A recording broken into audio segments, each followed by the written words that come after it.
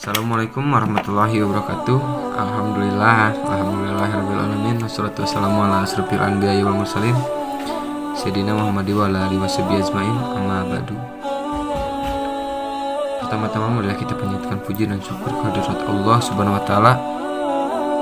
Salawat serta salam semoga tercurah limpah ke junjungan Nabi besar Muhammad sallallahu alaihi wasallam. Sebelumnya izin memperkenalkan diri. Perkenalkan, nama saya Aldi Nur Hadidan dengan NPM 101-21405, kelas 13, Prodi Manajemen.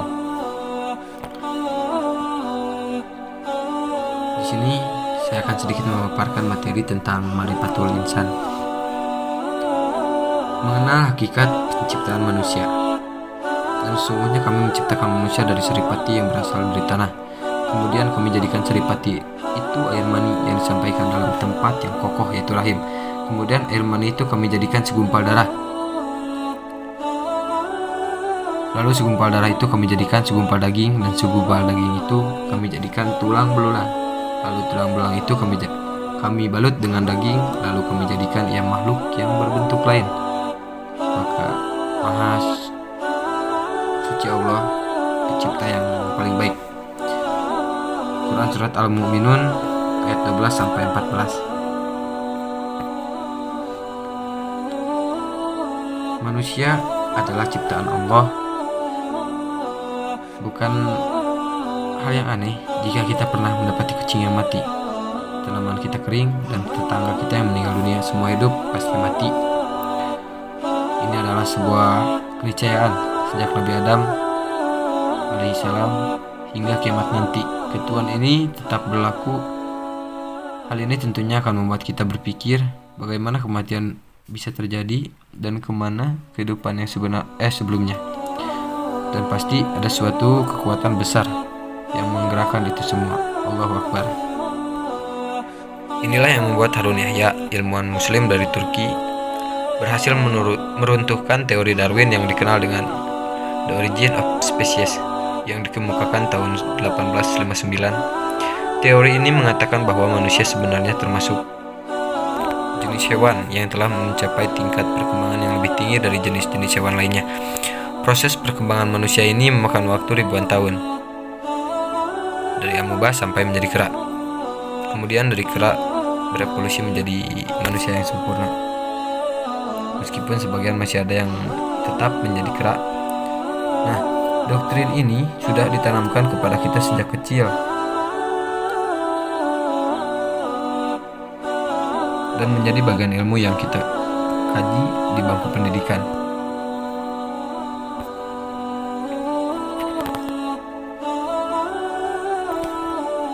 Kemudian jika manusia berasal dari kera, bagaimanakah kisah Nabi Adam dan Hawa sebagai manusia pertama yang diciptakan oleh Allah? Mungkinkah mereka dalam wujud kera juga sebagai hasil dari evolusi? Tentu saja hal tersebut tidak mungkin. Nah, apakah masih mau bersikeras kalau manusia awalnya dari kera? Sebagai insan yang beriman, tentunya tidak diragukan lagi keyakinan dalam diri kita bahwa manusia adalah ciptaan Allah. Proses penciptaan manusia. Tentu kita ingin mengetahui bagaimana proses penciptaan manusia. Dalam Al-Quran, Allah Subhanahu wa Ta'ala menjelaskan kronologi kejadian penciptaan manusia, mulai dari bahan baku penciptaannya, proses perkembangannya, dan pertumbuhan dalam rahim ibu, hingga ia kemudian dimatikan dan dibangkitkan kembali dari kematian itu. Kronologi penciptaan manusia itu ketika dikomparasikan dengan ilmu pengetahuan modern dengan analis ilmiah saat ini, sedikit pun tidak ditemukan pertentangan.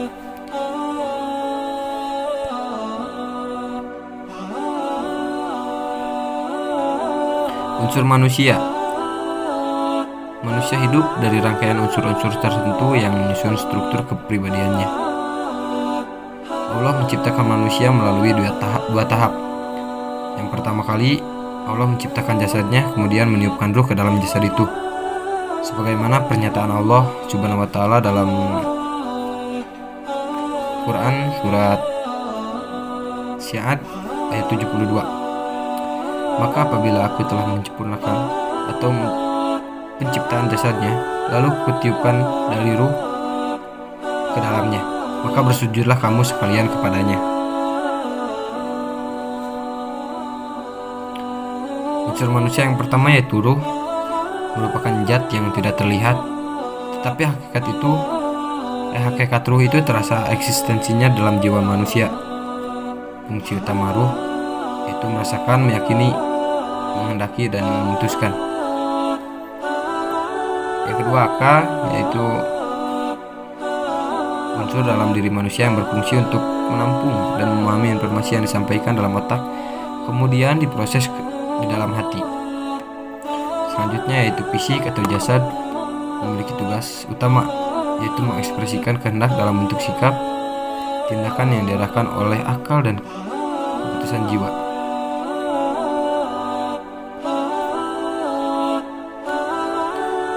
Potensi manusia. Manusia menyimpan potensi dalam dirinya. Potensi tersebut mengarah pada dua kecenderungan yang berlawanan. Dua kecenderungan tersebut mengarahkan manusia untuk berbuat takwa atau berbuat fujur. Maka dia atau Allah mengilhamkan kepada manusia jalan fujur dan takwa. Surat Asyam ayat 8. Fujur yaitu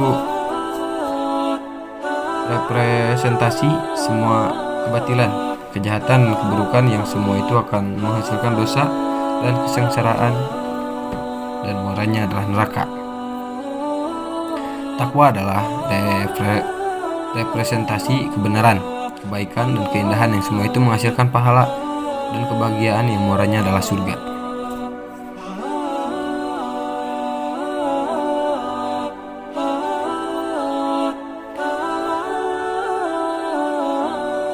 Seperti yang dijelaskan di awal, manusia mempunyai keistimewaan yang tidak dimiliki makhluk lain. Keistimewaan dari segi penciptaan manusia adalah satu-satunya makhluk yang diciptakan Allah sebagai sebaik-baiknya penciptaan, sebagaimana firman Allah dalam surat At-Tin, sungguhnya kami telah menciptakan manusia dalam bentuk yang sebaik-baiknya. Dan yang kedua, segi ilmu penciptaan otak manusia dengan segenap potensi yang terkandung di dalamnya adalah wujud kesempurnaan yang diciptakan oleh Allah. Yang ketiga, segi kehendak untuk memilih. Kita sebagai manusia pastilah punya kehendak. Kita bisa memilih mana jalan yang baik dan mana jalan yang sesat. Dan yang keempat, segi kedudukan atau kemuliaan. Allah memberikan kedudukan yang tinggi kepada manusia di antara makhluk lainnya di bumi. Ini ia sebagai pemimpin atau khalifah di bumi ini. Yang selanjutnya itu segi kemampuan bicara. Jika kita perhatikan, semua makhluk yang diberi mulut, semuanya dapat berbicara dengan bahasa masing-masing. Bahkan binatang pun bisa berbicara dengan bahasa mereka masing-masing. Dan yang selanjutnya itu segi kesiapan moral. Manusia dapat dibentuk menjadi baik atau buruk, bahkan bisa juga berperan ganda sebagaimana orang munafik. Ia bisa jahat, melebihi syaitan, dan sekaligus bisa menjadi makhluk yang baik melebihi malaikat. Misi manusia di muka bumi. Karena manusia memiliki keutamaan dan keistimewaan dibanding makhluk yang lainnya, maka sangat wajar jika konsekuensinya adalah manusia mengemban amanah dan tugas yang berat dalam kehidupan ini. Setidaknya ada misi penciptaan manusia di bumi ini, yaitu beribadah kepada Allah. Allah memerintahkan manusia untuk beribadah sebagai bentuk rasa syukur atas karunia dan nikmat yang diberikan kepadanya, seperti disampaikan dalam Quran surat Az-Zariyat ayat 56 sebagai berikut. Dan aku tidak menciptakan jin dan manusia melainkan supaya mereka menyembahku. Sekian pemaparan materi yang dapat saya sampaikan. Kurang lebihnya mohon maaf. Akhirul kalam. Wassalamualaikum warahmatullahi wabarakatuh.